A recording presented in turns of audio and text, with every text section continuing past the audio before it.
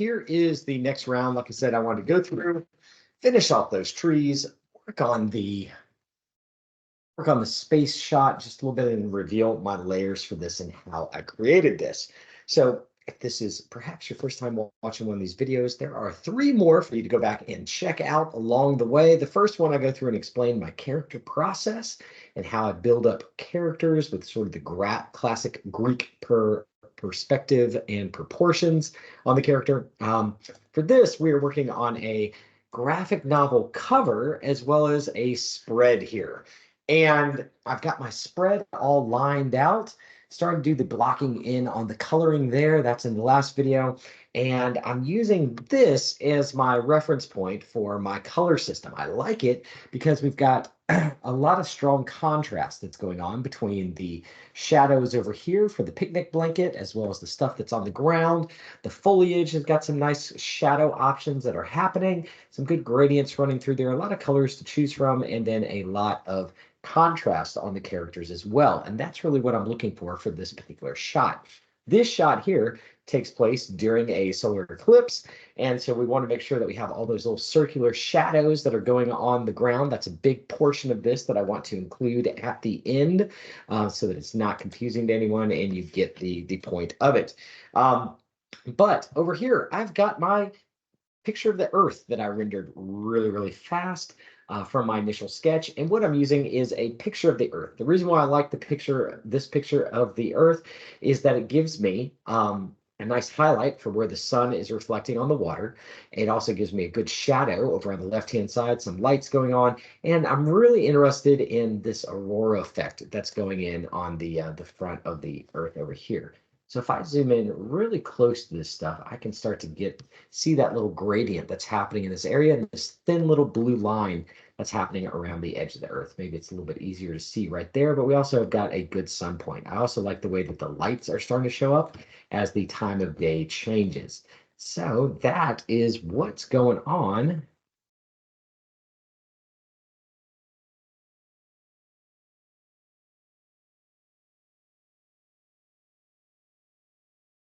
A little bit just so that it's breaking through. And that's what I'm trying to create over here on the edge, right? So we've got that little corona effect, a little lighter color that's happening. It's not an exact 1-for-1, and it does start to break down a little bit the closer you get into it, but it is certainly doing its job. There's some other interesting things that I think are worth pointing out for painting a space picture. I did not go through and draw every one of these little stars in here. Nope. I am using a downloaded image of stars, and then I am desaturating it as much as I possibly can. And then I'm not letting the black be pure black. It's got a little bit of a tone, or it's set to 71% instead of 100%. So we're getting a little bit of those red tones that are starting to come through. My moon with my base color started off really saturated here, and I wanted to drop some of that saturation down. Now that I'm looking at it, I could probably go in and let's bring this down to like 26%. Drop back that highlight on the moon just a little bit further in that section. It's still going to read just fine, but it's going to be not quite as bright now. I'm adding a little bit of a highlight from the sun going on behind the moon, and there's a little bit of glow that's happening around the around the comet or the beam that's shooting out from the moon itself.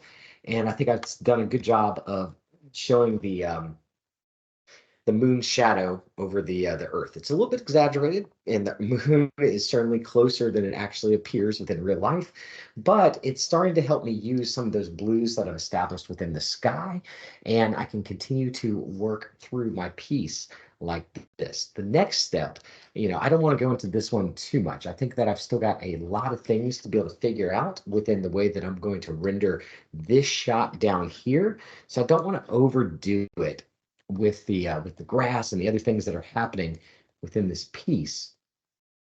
Now I've got my grass all all figured out. Oops. All right, just painting in some of those shadows there. I think I'm starting to lag a little bit because I'm recording. Save that. Oh, and I'm also at 20%, so that's not coming in all the way. All right, so just remind myself to use that green for the majority of the grass within my shot. This is an awfully brown kind of army green, but it gives me lots of space to be able to push the colors up within the shot. The next thing that I need to do is go in and establish these ladies' clothing. For the most important one within this shot, I think is going to be this gal right here, since she appears in in the two other frames. So I can start picking her colors. And this is another reason why I picked this particular comic, because this girl is in mostly black in a scene that is super saturated. And as we start to get in here, I'm always talking to you guys about studying, really going through and studying illustrations and how illustrators are going through and making their lines and making their shading. When we look at this gal here with her dark clothing, we've got some good triangular lines that are happening. We do have some darker darks that are occurring. You can see that rim light that's going on to help her leg stick out just a little bit more there. But what I'm interested in for this portion of it is that middle tone there. So I want to go ahead and grab my middle base tone on this girl. And I know that not all the blacks need to be fully black. So where am I? I've got all my skin tones on one layer. Let's go underneath there. I think that they're painted pretty good. I've got my, oh, I was going to show you guys how I built the earth as well. The way that I built this thing up. So I haven't done too many of these throughout this course. All right. Here's my line work. Where's the earth? Skin tones. Line. Oh, I guess it's way back here. Okay. So to build out that earth segment, I've got, yes, all of these layers here. So that's quite a few little layers that I'm making really, really quickly. Let's go ahead and just color them so I can see what is what. All right. Orange. Let's go violet. So I no longer need my earth reference. I can delete that out. And as I start to turn off some of these layers, all right, so I've got a little bit of an orange highlight there, just a yellow streak. You can see I've applied an outer glow to it, and I've also modified that outer glow on my comet so that it's not just a yellow streak. It's got a little bit of extra oomph to it, and then I've painted it white on the inside. From there, I've got a highlight layer on the moon, just to be able to push those highlights up just a little bit further. I felt like my moon would look too smooth, even though I've got the line work in there. It had too many other, it didn't have enough other coloration happening on the inside of it. So I painted some little spots very quickly in there and just set it to multiply so that I had some other textures going on with the moon. Here's my big shadow pass for the moon. That's what my base color ended up being. It was way too saturated in red in the beginning, but I'm still trying to pull some of those reds into it. And then I've got a highlight layer for the sun just behind the moon. The moon's disappearing now. All right, got my layer for the city lights. I used a specialized kind of spray paint brush for that. That's got an outer glow applied to it as well. I went back and used the dodge tool just to be able to brighten up some of those little highlights here and there. I've set those over the top of the shadow for the moon. There's my rim lighting for the earth. I think I did 2 passes on that. There's my shadow color. Underneath this shadow color, I've got another big rim light that I've created for the earth itself to brighten it up even more. And that has got an interesting soft light application applied to it. From here, I've got my shadow pass on the earth because I didn't need my clouds being that bright all the way down. So I needed some of it to be able to help me focus on the section that I want my viewer to actually look at. From here, I've got my cloud layer. Underneath my clouds, I've got a shadow pass for those clouds as they get towards the ground. Used a texture brush just to be able to give the clouds some good texture and to be able to break them up. You'll notice I also went through and erased around the continent just to be able to give it the impression of small little islands and to give it some more texture and depth, which it was kind of lacking before. All right, so there is North America, and I've gone through and given it just a quick little paint on there. You can see that is not the most beautiful paint job in the entire world, but I knew that I was going to be layering up other stuff on it. When it comes to, there's finally made it to the rim light around the earth, and then the earth itself is this highlight, or it's got a little bit of highlight to it because I know the sun is still going to match it. So as we start to build this up, let's go all the way to the back. We've got our stars. Like I said, that is a downloaded image that I have desaturated and just dropped in there for where my frame was. This is what the frame and the sketch looked like originally. And you can see just how far this stuff can go from the sketch level. So let's build it back up. 1, 2, 3. It's pretty fun watching these layers all kind of come together again.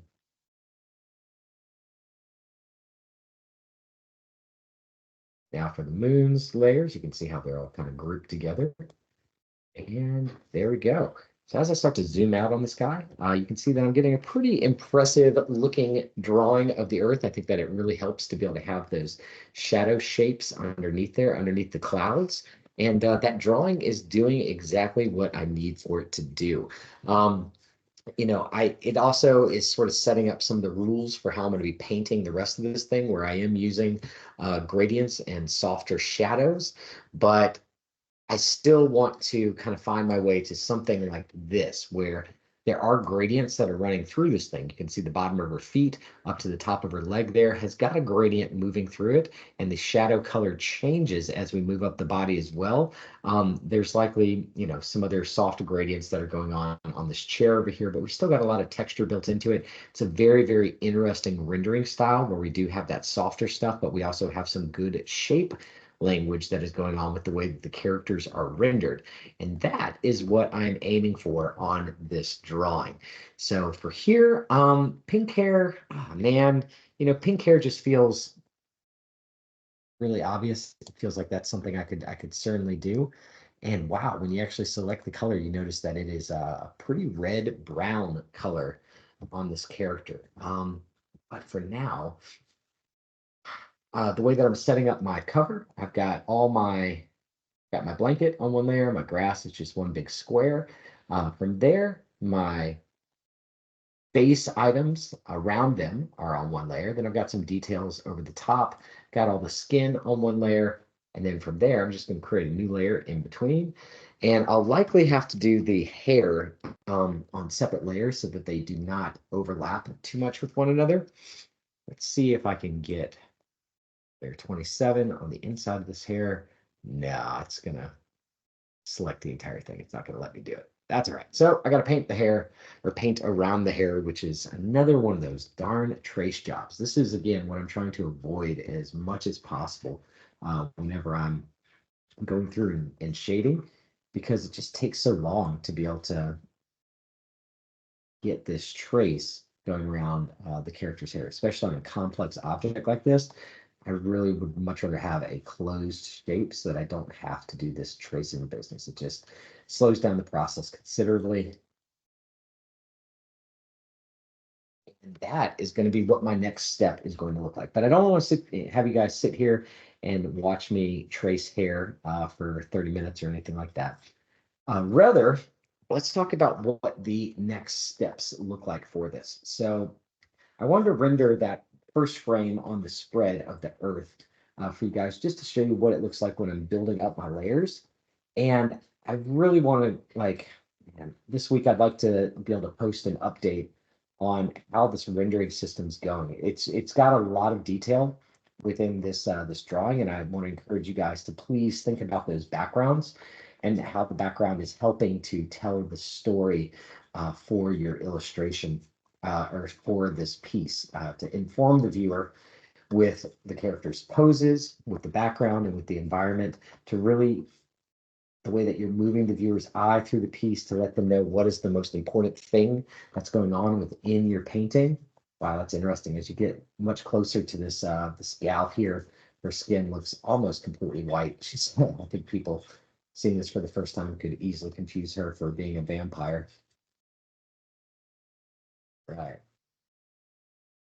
But I want to show you guys later on how this rendering starts to come together. I'm going to be pulling apart and dissecting the reference image and how they are rendering their piece and looking for areas to be able to combine shape and shading along with some gradients, but I don't want to overuse the gradients. And I also want to keep this painting that I'm doing right now fairly dark. It's still going to have some volumetric lighting and some atmospheric, some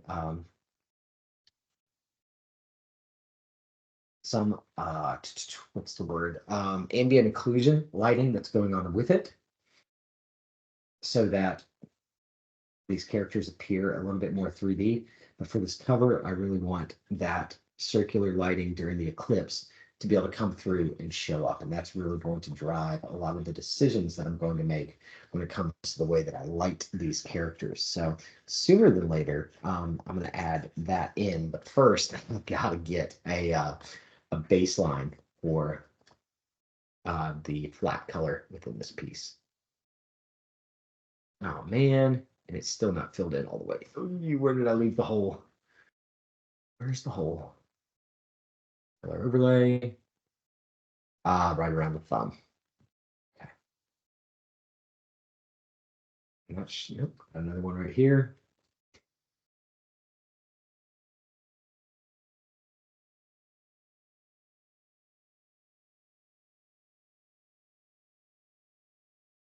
Sorry, just giving it a quick glance. I think we're good now. There we go. That's more like it. Select, modify, expand. Wow, that is certainly a color choice. I thought the vibrancy would last more than a week. I would definitely try this color on my own hair. I think it's a pretty cool shade. There she is. All right, color overlay turned off.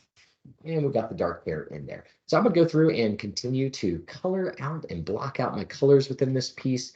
Just notice again, yeah, I'm using something that's really saturated, but I'm not trying to find those ultra saturated colors in this until the very end. I'm much more interested in picking good color options instead of trying to get stuff that's all the way up here, right? Because once I start painting all the way up here, I can't make any colors brighter than that besides white, and they're all going to end up fighting for one another. And we really want to try to save our white for just a little tiny bit at the very, very end of these renderings. But looking forward to showing you guys what the next steps are going to look like here. Other tips. Please keep in mind that, yes, right now, if you're watching this, it looks like I'm using local color. The idea of local color is that the sky is blue, the grass is green, the trees are green. But from this stage forward, I'm really going to be painting a lot of other shadows and colors into these trees. So you can see up here that they've got this nice blue and some more dark blue that's within this region. As we get down into these darker shadows too, we should see some more blue start to show up. And I'm really going to be getting away from just this flat green color at first and try to pull blues and other kind of browns and, well, browns, not just for the tree trunks, but other hues into this so that when you see this thing at the very end, this flat green that you're seeing now, it goes away. It's not going to be the final thing that I stick with. And just go ahead and pull in. All right, so there's a good kind of base shadow color. We got my green square here, and these trees are a little bit further away. This is a great area for me to get away from that hard round brush. Let's go with wet oil. Let's see what that does. And I want to desaturate a lot of these shadows that are going on back in the back. I'm going to end up adding more blue here. But this is where some of that brushwork, the interest within the piece, really starts to show. So I can leave some of that little green in here, just a little bit, not too much. I can start shading this stuff out.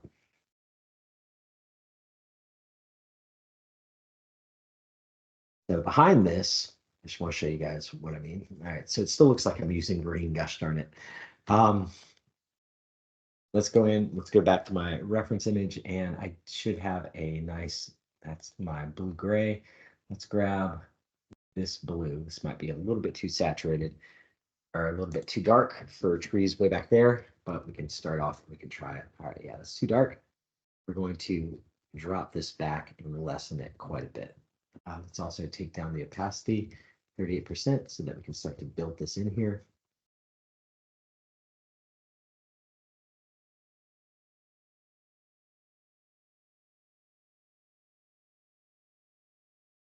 And this is what's going to help that tree line start to drop back quite a bit and not become as much in the foreground as what we had previously.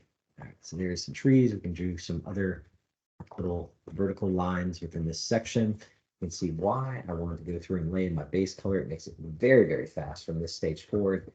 be able to render these things out. And now I can use that color at the tops of my trees for them to sort of fade away. Start filling that color down the base of the tree. And we can even use it as a shadow color on the ground, red around the base.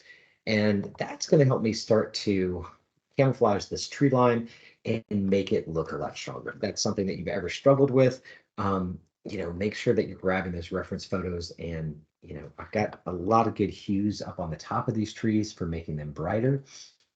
That's a nice bright one. We've also got some browns within there that could work nicely.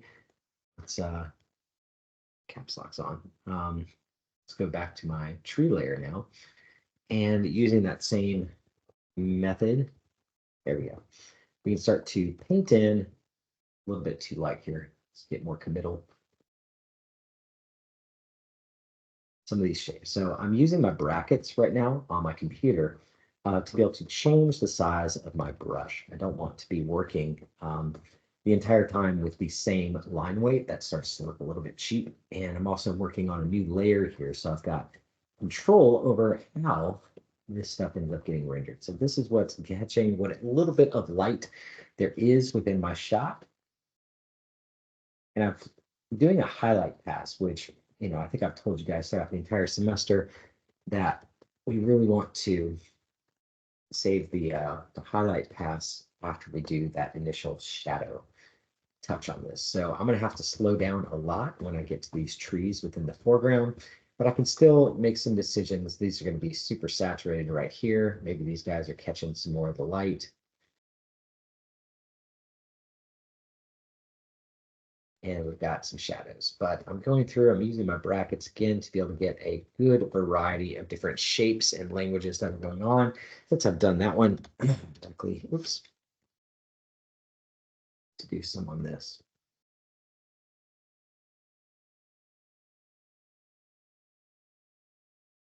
I'm just doing a variety of different shape widths.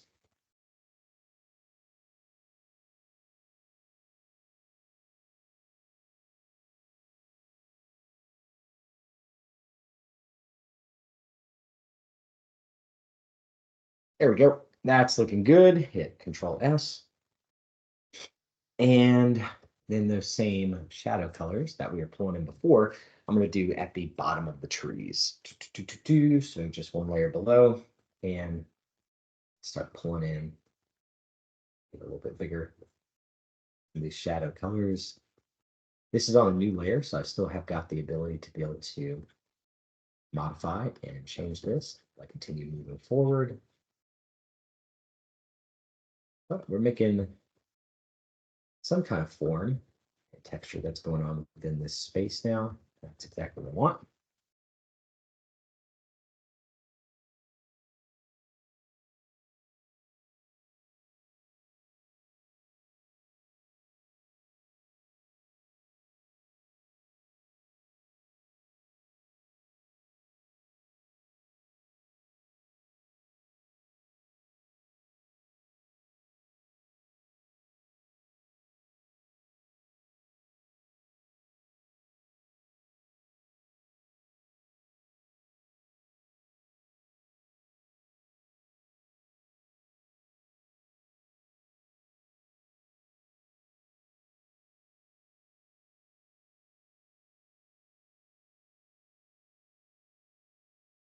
Right, just trying to get through this little section here. It's important to show you guys how I start to build up my forms and textures. And again, I'm painting it. I'm not just using the leaf brush within here. Let's off click that layer. And now we can see that we're starting to get a much better paint on this tree. There's still a lot of work that I can do in between this highlight and this low light here, and there's a lot more to go to make it look really nice, but we are on our way for this section of it. I've also got kind of some rules of thumb for how to be able to paint my moon now. Oh, looks like I'm missing one of my highlights. There it is. Yeah, need the highlight around the moon. And yeah, around the moon up here, once this turns dark, it's going to have some gradients and stuff in it, but it's also going to have a really big halo coming from the sun too. which should look pretty neat. And then I've always got the option to be able to go over all this stuff and darken it up if I need to, but I haven't decided what I'm going to do the page color as yet. But I definitely want it to be able to stand out because I want this yellow line, and I'm really excited about being able to bring in all this brightness from here to sort of around her eye, to around the moon, to over here. I think it's going to work really, really good as this one starts to get brighter as well. So yeah, I hope you guys are feeling excited for where your paintings are headed and what it is that you're creating next. I love this stage because now that the line work's done, I can really start focusing on what the next step is going to be. But for me, that is making some more decisions about this cover, getting my colors for these items, and really kind of locking in for what color choices it is that I'm using. Man, I wish. Let's just try it right at the very end. I can't help myself. All right. So we got a super bright color, which is right over here. That is about as buttery yellow as it can be. And I saw one brush earlier called the Dimpler. Where'd it go? Chip brush, scribble. Oh, bird detailer, skin pores. Not quite the Dimpler. No, now we're starting to get into those cutout brushes. Dot scatter. All right, I think that'll work. All right, so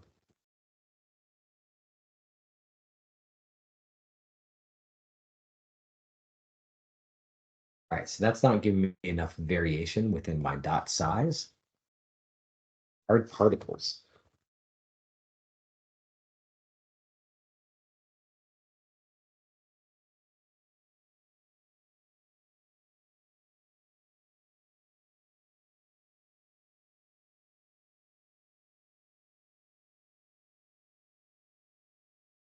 That's giving me exactly what I need.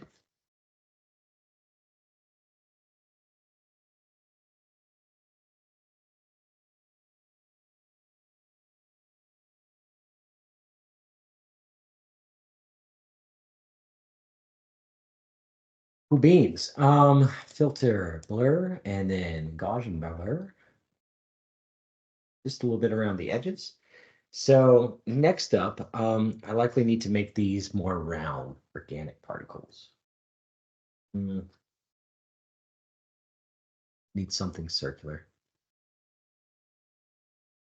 Okay, so that's cool. That's circular.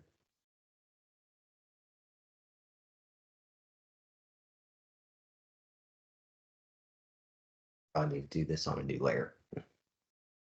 Like the first one, because it's giving me an indication for where the highlights are at within the shot. Need bigger circles, dot scatter. Here we go.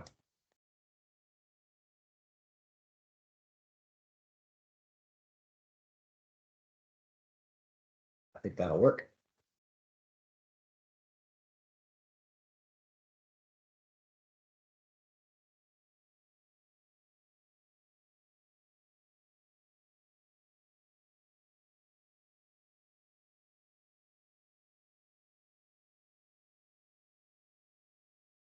Promise this whole thing isn't going to look completely polka dot when it gets done. But that's giving me the overlay for these colors that I'm looking for.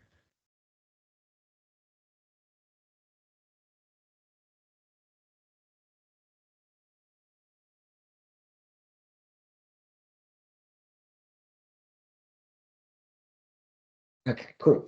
So when I start blending these together, and messing with their layer interpretation, we should get something fairly strong here.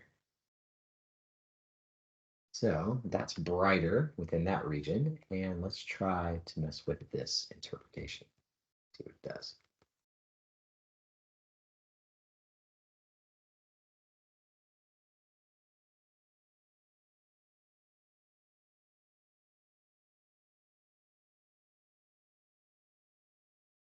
Okay, so that's giving me something that'll start to get me on my way. I like the way that the shadows are interacting with the various colors and changing them up.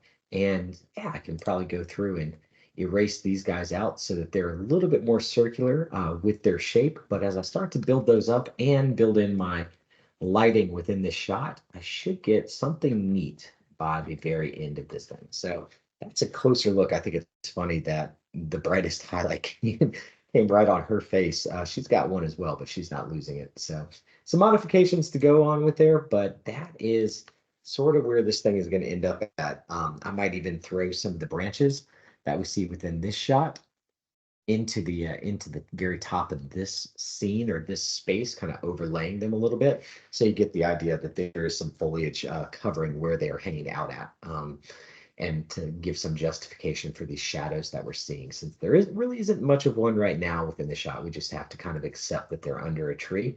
I want to sell that to the viewer a little bit more.